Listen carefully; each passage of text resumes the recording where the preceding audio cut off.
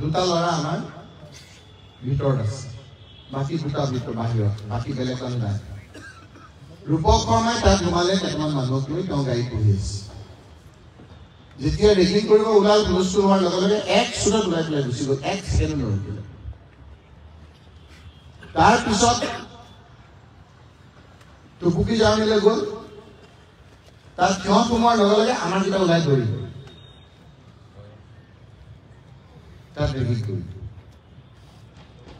চালপাৰাত এটা আমাৰ নিজৰ ল'ৰা আজিও আহিছে বুলি তেওঁ আজি অহা নাই, তাৰ মোবাইলটোকে অফ, পিছত কৈছে বোলে তাৰ চাৰ্জ নাই। 1052টা বুথ আছিল, তাৰ 1040টা বুথ পুৰ কৰি প্ৰায় গোটেইবিলাকে আমাৰ বুথখিনি বাদ দি বাকী চব ৰেগিং কৰি।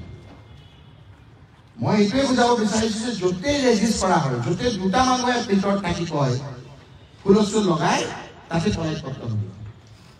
লাই মিনিটটো আমাৰ তেওঁলোক অহাৰ লগে লগে পলাই গুচি গ'ল, ৰূপক শৰ্মাহঁত অহাৰ লগে লগে। মই এইটোকে বুজাব বিচাৰিছো যে আমাৰ গাঁৱে মাৰিত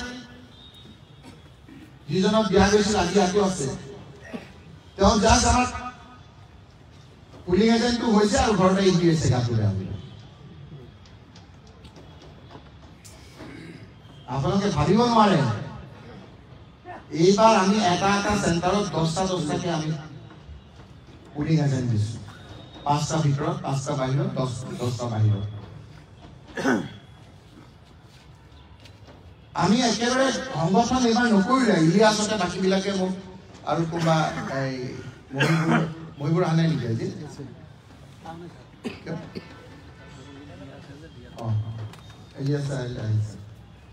এই নিয়মকেইটাই দেখিছো মই ভাবিছো মই নাচাওঁ, ছ'চিয়েল মিডিয়াত দেখিছো। আমাৰ ষ্ট্ৰেটেজিটো এইবাৰ ভাল নহ'ল, চব মোৰ পিছে পিছে ঘূৰি থাকিব।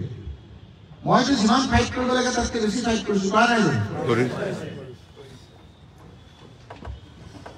গতিকে আমি এক্সপিৰিয়েঞ্চৰ পৰা আমি এটা শিক্ষা ল'ব লাগে, আৰু এইখিনি মই মোৰ নতুন সামগ্ৰীৰ যিখিনি আছে গোটেইখিনিকে মই সোধা এইটো এক্সপাৰ্ট অকল আজি আমি সামগ্ৰীটো মাতিছোঁ, তাৰপিছত আমি ৰূপহী মাতিম, তাৰপিছত ঢিং মাতিম, নাহৰীঘাট মাতিম।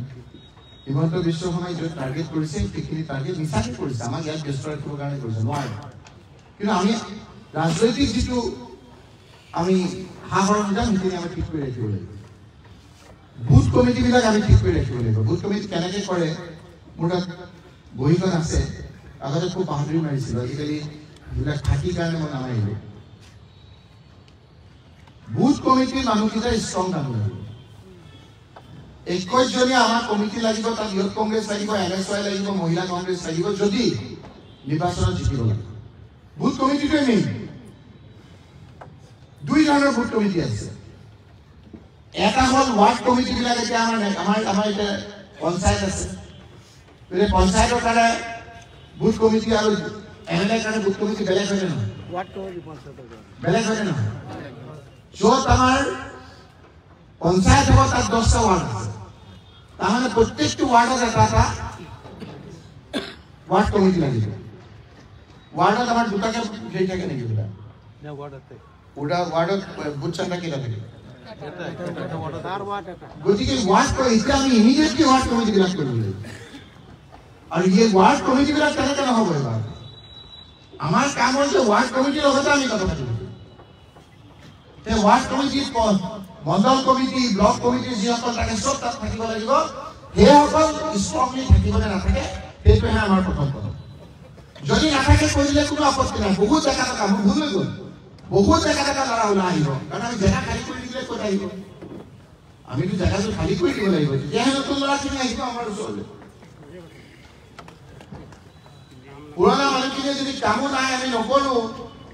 আচৰিত কথা, সামগ্ৰী সমষ্টি লখিমপুৰ একো কাম কৰা নাই নেকি? সেই চেণ্টিমেণ্টটো নাই। যিসকলক চাকৰি বাকৰি দি আজি একেবাৰে গংগাটো হৈ ঘূৰি ফুৰিছে, সেই ল'ৰাখিনিয়ে বেছি আপোনাৰ বিজেপি কৰিলে। অকল নৰম নাই মোৰ প্ৰতি, যিটো ৰাস্তা ঘাট দলং গোটেইবোৰ ৰূপহী ক, ভিং ক, ঘৰৰ ক, সকলোৱে কয় যে ৰখি পুলিচে আমি সামগ্ৰীলৈকে লৈ যাই চব কৰিছোঁ। ইঞ্জিনিয়াৰিং কলেজ কৰিলোঁ, ডাঙৰ ডাঙৰ স্কুল কৰিলোঁ, ডাঙৰ ডাঙৰ আপোনাৰ বিভিন্ন ধৰণৰ মানুহক মকৰল কৰিলো, আত্মসহায়ক গোট দিলো, ইণ্ডিভিজুৱেল বেনিফিট দিলো, তাৰপিছতো কয় যে ৰফিকুল হুছেইনে গোটেই মানুহখিনিক একো নকৰিলো।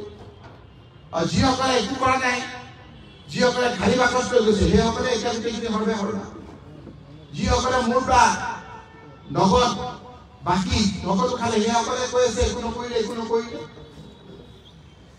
মই অন্য সমষ্টি সেইটো নহয়, অন্তত স্বীকাৰ কৰি 10জন মানুহ ওলাব নাই তেওঁ কৰিছে বুলি। তাত কিন্তু মই দেখা নাপালো যে এই কামখিনি কৰিছে, তেওঁ সেই কথাখিনি ক'বলৈ সাহস নকৰে। কিয় নকৰে? এইকাৰণেই নকৰে যে চামগুৰি সমষ্টিৰ যিকেইটা ডকাই, চামগুৰি সমষ্টিৰ যিকেইটা উদ্ভণ্ডালি কৰা মানুহ, সেই মানুহকেইটা অহাৰ লগে লগে মোৰ লগত থকা মানুহকেইটা একেবাৰে মোৰ লগত থাকিলে থাকে, একদম নাইকিয়া হৈ যায়। মোৰ লগত থকা মানুহখিনিয়ে পৰামৰ্শ দিয়ে। এতিয়া আমি দুটা ধৰণৰ কৰিব লাগিব, সেইটো পাৰিম। মই সূতাৰ লগতো কথা পাতিম। হয়, আপোনালোকক বাদ দি আমি ডকাইত চুৰকেইটা লৈ ল'ব লাগিব, আৰু নহ'লে আমি শক্তিশালীভাৱে ডকাইত চুৰকেইটাৰ বিৰুদ্ধে যুঁজিব লাগিব। হিমন্ত বিশ্ব শৰ্মাৰ কথা মতে আমাৰ সমাজখন পঢ়া গুণা য'ত নাইকিয়া কৰি ডকাইতৰ ওপৰত এৰি চুৰ ডকাইতক আমি দি দিম গোটেই সমাজখন। চাকৰি বাকৰি আমি কথা নাপাতো, সামগ্ৰীটো চাকৰি দিয়ে একো লাভেই নহ'ল। আমি এই গৰু চুৰ চৰু চুৰ সেইবিলাকক দি পেলাই আমি চব কৰিম, আৰু নহ'লে শক্তিশালীভাৱে আমি আহি পুৰণা চামে আমি সহায় কৰি আমি যুঁজিম। কোনটো কৰিম সেই কথাটো আজি আপোনালোকে সিদ্ধান্ত ল'ব, কাৰণ চামগুৰি এতিয়া শিপাইছে ৰূপহী আহি, চামগুৰি শিপাইছে এতিয়া মৰিৰাবাৰী। এই ইব্লিছ শয়তানটোৱে কালি আহি পেলাই বেয়া মানুহ বিচাৰি বিচাৰি চাইডৰে এটা ডকাইতৰ তাত গৈছে। চাইডৰি ডকাইটোৱে এতিয়া বৌভূতাত লাগিছে, আৰু সেই ডকাইতৰ ভয়ত চাইডৰে গোটেই বিদেশ মানুহবিলাকে পিছফালৰ পৰা চাই আছে। আলফাৰ বিৰুদ্ধে আমাৰ মানুহ ৰাজপথলৈ নামি আহিছে। বিভিন্ন ক্ষেত্ৰত আমাৰ আগৰ মানুহখিনিয়ে আপুনি যুঁজিছিলে, আৰু এতিয়া কি এই 5-10টা ডকাইতৰ পিছত আমি ভয়ত ঘৰত সোমাই থাকিম নেকি? এই সিদ্ধান্তটো আপোনালোকে ল'ব। আজিও মই বৰ ভাল দেখা নাই।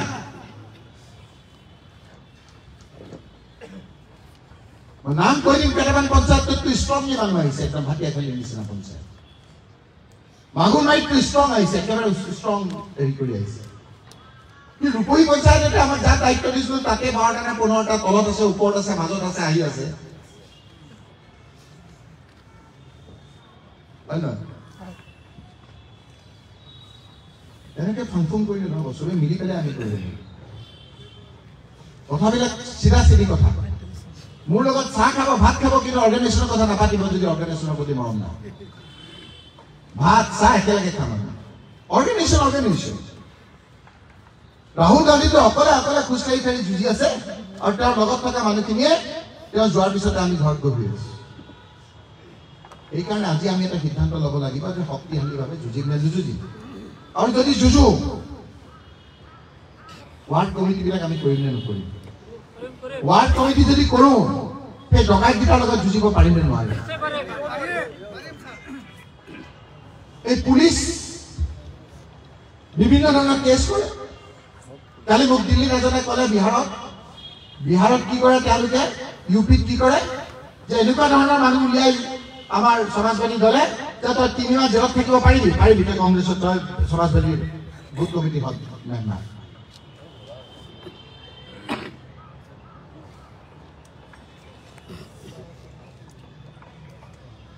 কখন মাৰি পেলাই ওলাব লাগিব। মোক কিয় মাৰিব বিচাৰি আছে? কিয় মাৰিব বিচাৰে নাই জানো? মই ট্ৰাই কৰিছো নেকি? যিবিলাকে বেছি ভৌ ভৌ কৰে সেইসকলে নাকামোৰে। এইবিলাক ভয় দেখুৱাই ৰখিব দিছে, ৰাতিপুৱা যাব নালাগে। মোক 1:30 বজাত ইয়াত ঘৰত হুলস্থুল লগাইছে, মই আৰামত ঘূৰি আছো, একখনো ওলোৱা নাই। ৰাতিপুৱা আকৌ মই ওলাই গৈছিলে নাই? জীৱনত কেইবাৰ মৰিব? 5বাৰ 6বাৰ মৰি যাব নেকি? মৰিলে এবাৰে মৰিম আমি। যুঁজিম নে নুযুঁজিম সেইটো আপোনালোকে ঠিক কৰিব। আৰু যদি যুঁজাৰ ভয় আছে, কোনোবাই ডকাইতে আহি মাৰিব, কোনোবাই আমাক চুৰি দেখুৱাব, কোনোবাই আমাক মাৰিব, কংগ্ৰেছটো কৰক, অকমান আঁতৰি আঁতৰি ভালকে কৰক, গা বচাই কৰক, ভোটটো দিব আপোনাক। গাঁৱৰ মণ্ডল কমিটি পেচেণ্ট আজি অহা নাই না?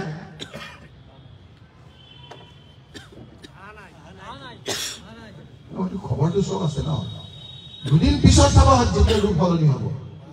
হিমন্ত বিশ্ব এতিয়া ম্যাৰ পিছত কিয় দৌৰিছে? বুজাৰ প্ৰয়োজন আছে। এই কাৰণে ম্যাৰ পিছত দৌৰিছে, বাকী মানুহে তেওঁৰ লগ এৰিছে। উজনি অসমত মৰাণ নটক আজি আপোনালোকে চাওক টিভিত, গোটেই ট্ৰাইবেল মানুহখিনি দিল্লীত গৈ হাহাকাৰ লগাইছে, হিমন্ত বিশ্ব মুৰ্দাবাদ লগাইছে। সেইকাৰণে আমাক ভোট খোজা নাই, লাজ লাগে। আমাক ভোট ভয় খুৱাইছে। একফালে চুৰি ডকাইত আৰু একফালে পুলিচ।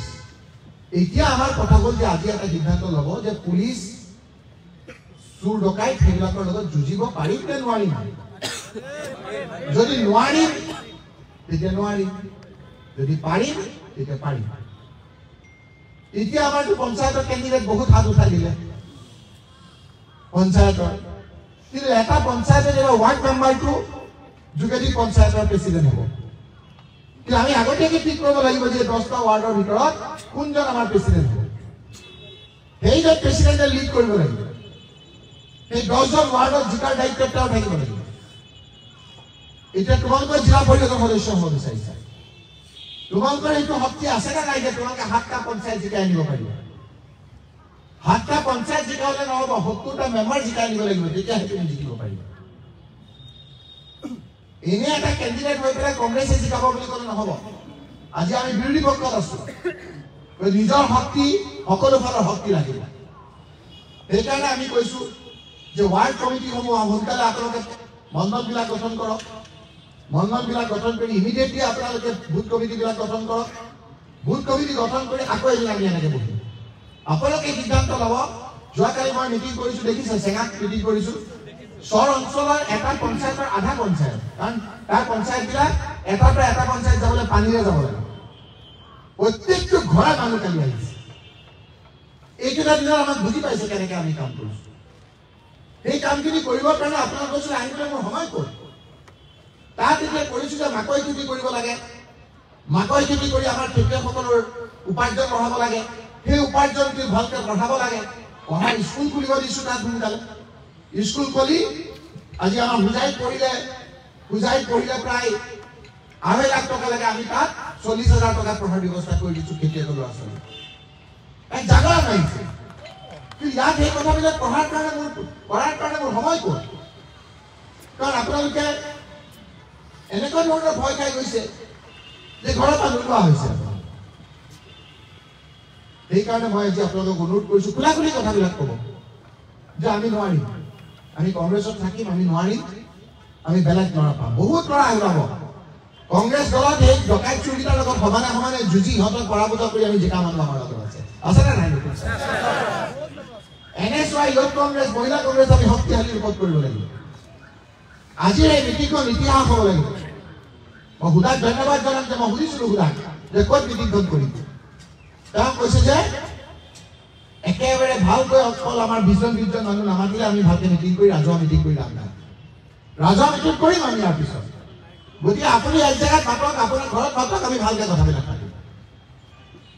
তেওঁৰ পৰামৰ্শ মতে মই আজি ইয়াত মিটিংখন পাতিলো। আপোনালোকে আজি মোক ইয়াত দেখিছে। আপোনালোকৰ মিটিং আধাৰ পৰা মই গৈ আকৌ কালি ৰাতি গৈ দিল্লী পাব লাগিব। কাৰণ কালি আকৌ ৰাতিপুৱা আজি গধূলিও মিটিং আছে, ৰাতিপুৱা আকৌ আমাৰ পাৰ্লিয়ামেণ্ট আছে। খুব চিৰিয়াছলি মই লৈছো যাতে আমাৰ এই পঞ্চায়তকেইটাত অকল ইয়াতে বুলি নহয়, গোটেইকেইটাতে আমি যাম। গোটেইকেইটাকে মাতিম, যি পদ্ধতিৰে মাতিম ভোটাৰসকলৰ লগত কথা পাতি ল'ম। সকলো আমি এক হৈ থাকিব লাগিব। গতিকে আজিৰ তাৰিখত আমি এটা সিদ্ধান্ত ল'ব লাগে মোৰ মতে যে যিকেইটা মই পঞ্চায়ত কৰিলো সেই পঞ্চায়তকেইটাৰ ইমিডিয়েটলি আমি ৱাৰ্ড কমিটিবিলাক গঠন কৰিব লাগিব। ৱাৰ্ড কমিটি কিমান দিনৰ ভিতৰত কৰিম সেই বক্তৃতাখিনি আমাৰ বুজাই বক্তৃতাত তেওঁৰ বক্তৃতা সময়ত দিব। ৱাৰ্ড কমিটি আমাৰ নিৰ্ধাৰিত সময়ত কৰাৰ পাছত, মণ্ডল কংগ্ৰেছসমূহ আমি নিৰ্ধাৰিত কৰাৰ পাছত বাকী আমি চিঞৰ নম্বৰটো বেছি নকৰোঁ, আমি নিজৰ মাজত কৰি থাকিম। তলে তলে আমাৰ কোন কেণ্ডিডেট হয় সেইটো আপোনালোকে নিজে ঠিক কৰি থওক। এইটো কথা মই কোৱা নাই যে অমুকে কেণ্ডিডেট হ'ব লাগিব। আপোনালোকৰ মাজত 20টা কেণ্ডিডেট হ'ব পাৰে,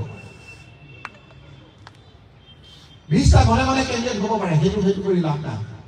10টা পঞ্চায়তৰ ভিতৰত 10টা ৱাৰ্ডৰ ভিতৰত আপোনালোকে ঠিক কৰি লওক যে মই লিড কৰি মই 10টা ৱাৰ্ডত মই জিকাম। জিলা পৰিষদত ক'ব লাগিব যে 7টা জিকাৰ দায়ী শক্তি মোৰ আছে, কাৰণ হিমন্ত বিশ্ব শৰ্মা আৰু বিজেপিৰ লগত আমি যুঁজিব লাগিব। ভোট দিবলৈ মানুহ ৰখি আছে, কিন্তু ভোটৰ পৰিৱেশটো আমি কৰিব লাগিব। মোৰ ৱাৰ্ডত যিটো মই তাত থাকোঁ লৰিমুখত, সেই ৱাৰ্ডটোত হৰুৱাবৰ কাৰণে একেবাৰে বিজেপি উঠি পৰি লাগে। ঘৰ ভাঙিছে, বিভিন্ন ধৰণে ভাঙিছে। মই এইবিলাক ইমান লগা নাছিলো। পিছত মোক গাঁওবুঢ়াই ক'লে যে আপুনি অকণমান মানুহক খোজকাঢ়ি দিয়ক। এবাৰ খোজকাঢ়িছো, সেই ৱাৰ্ডত হৰুৱাব নোৱাৰিব, আমি জিকি আহিছোঁ। তেনেকৈ আমি খবৰবিলাক দিব লাগিব যে এইটো ৱাৰ্ডত এইটো কাম, এইটো ৱাৰ্ডত এইটো কাম, অমুকৰ ঘৰত যাব লাগিব, তমুকৰ ঘৰত যাব লাগিব। ভুল পথে পৰিচালনা নকৰিব, নিজৰ মাজতে সময়টো আমি যাতে নষ্ট নহয়। গতিকে মই দীঘলীয়া নকৰোঁ, অলপ ধৈৰ্যৰে আপোনালোকে শুনক কথাখিনি। আজিৰ তাৰিখত আপুনি কি সিদ্ধান্ত হ'ম সোধাৰ প্ৰক্ৰিয়াৰ পিছত আমি সিদ্ধান্তটো ল'ম।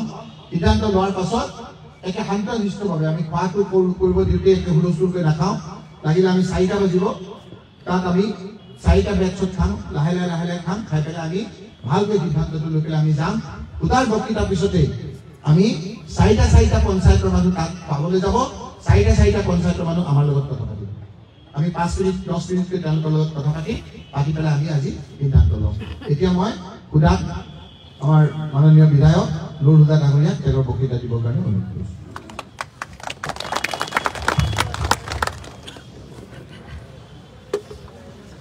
আসসালামু আলাইকুম, নমস্কাৰ।